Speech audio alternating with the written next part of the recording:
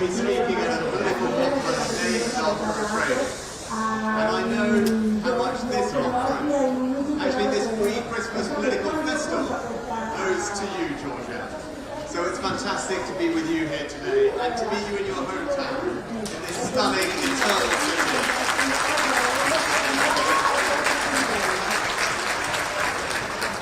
Now, I know how proud Georgia is to be Roman, and looking across the 7 hills here today, I can certainly see why. But I also know how proud you are of your country and how well you serve it. And I see you doing that with conviction and determination at summits and meetings from Hiroshima to Dubai to Grenada, as well as last month at the AI Summit in the UK. Now, Georgia and I became Prime Ministers of our countries at pretty much the same time, and we are pretty much the only centre-right leaders in the G7, so we have been drawn to each other. We have built a strong friendship.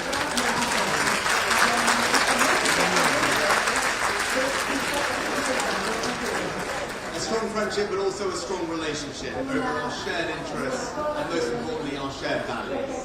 We are both conservative Atlanticists.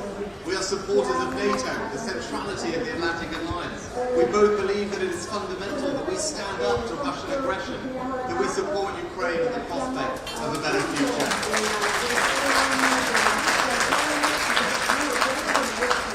And I say to all our allies that, in the words of Winston Churchill, if we give the Ukrainians the tools, they will finish the job. So let's get them the weapons and the ammunition they need. There is nothing conservative about allowing a country's sovereignty to be violated. Conservatives know that the first rule of international politics is that we must always stand firm against aggression and defend our values. Now, in a daunting world, we all need lodestars to guide us. And I'm pleased to say that Georgia and I share some of the same guiding lights. First, the late Roger Scruton, a titan of conservative philosophy. Roger was a great influence on me when I was working in local government and housing issues. He understood that if people are to accept development, it must be in keeping with the character of the place that they call home. Home is somewhere that you are not just where you live, but you are proud to call your home. And as he put it, the real reason people are conservative is that they are attached to the things that they love. Now, next up is Margaret Thatcher. Now, I can only guess what first attracted Georgia to the strong female leader who was prepared to challenge the consensus, take on stale thinking, and revive her country both domestically and on the international stage.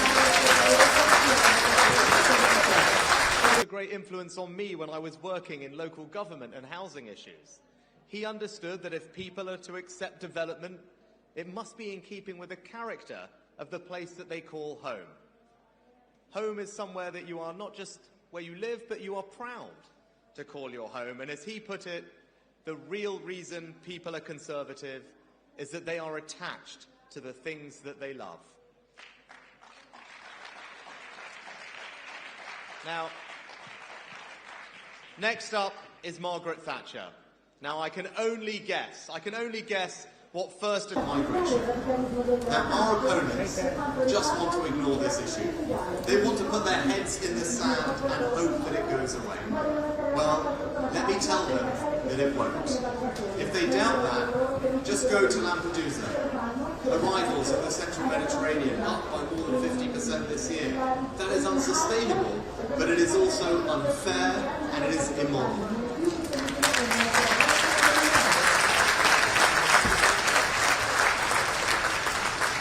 Criminal gangs will find ever cheaper ways to ply their evil trade. They will exploit our humanity, and they think nothing of putting people's lives at risk when they put them in these boats at sea. And our enemies will also see that we are unable to deal with this, and that they will so increasingly use migration as a weapon, deliberately driving people to our shores to try to destabilise our societies. So if we do not tackle this problem, the numbers will only grow. It will overwhelm our countries and our capacity to help those who actually need our help the most. The cost cost of accommodating these people will anger our citizens, who won't understand why their money should have to be spent on dealing with the consequences of this evil trade. It will destroy the public's faith, not just in us as politicians, but in our very systems of government. Why? Because it is fundamental. It is a fundamental tenet of sovereignty that it is us who should decide who comes to our countries and not criminal gangs.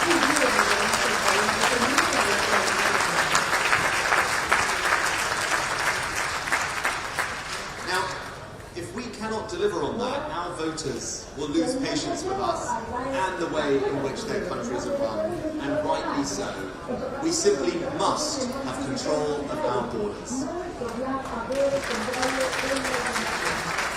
So we must deal with this problem, and to ignore it would to put our countries at risk. And if we are to stop the votes, then we must have a deterrent. People must know that if they come to our countries illegally, then they won't get to stay. It's as simple as that. Now, making that deterrent credible will mean doing things differently, breaking from consensus. And both Georgia and I are prepared to do that. Georgia is planning to send asylum seekers to Albania to be processed, and I am passing legislation so that we can send illegal migrants to Rwanda. We are both determined to break the business model of these criminal gangs.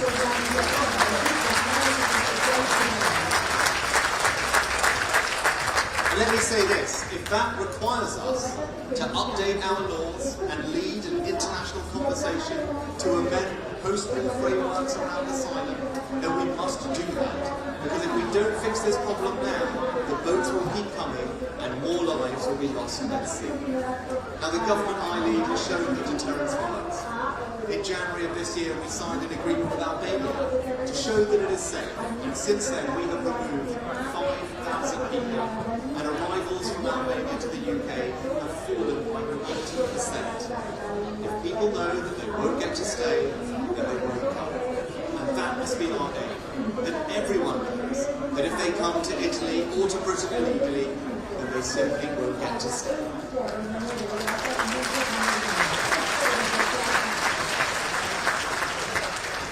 So we will do what it takes to stop the vote, to get this done, and to restore our citizens' faith in the security of our borders. That is our challenge as a generation of conservative leaders, and we will rise to it. And Georgia, thank you for your global leadership on this issue.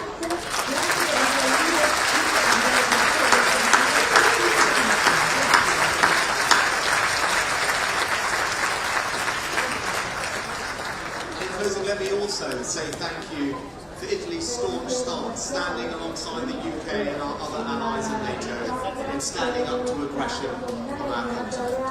Italy is a truly remarkable country, loved and admired by so many of my fellow countrymen and women, me included.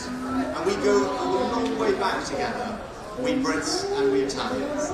From Caesar landing on the Kent coast in 55 BC to our construction today of the next generation of fighter aircraft. And we were reminded of the deep links between our two societies when, Georgia, you came to London and we went to see the Cosmati pavement in Westminster Abbey, laid by British and Italian artisans nearly 800 years ago. That shows what we Brits and Italians can achieve together when we put our minds to it. So let that be the spirit that drives the partnership between our countries today, and as Italy takes on the leadership of the G7, as we look to the future together and work to deliver for our people. It is a privilege and a pleasure, Georgia, to take that work forward with you, and it is a great honour to be here today supporting you. Buon Natale a tutti.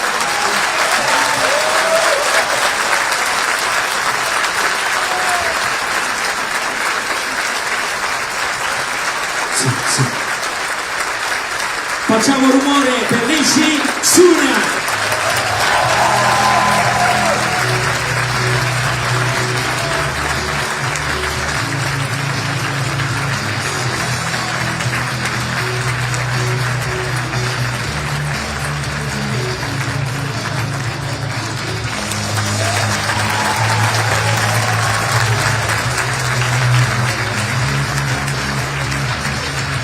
Grazie al primo ministro inglese. Ora è il tempo di organizzare il palco, quindi qualche minuto.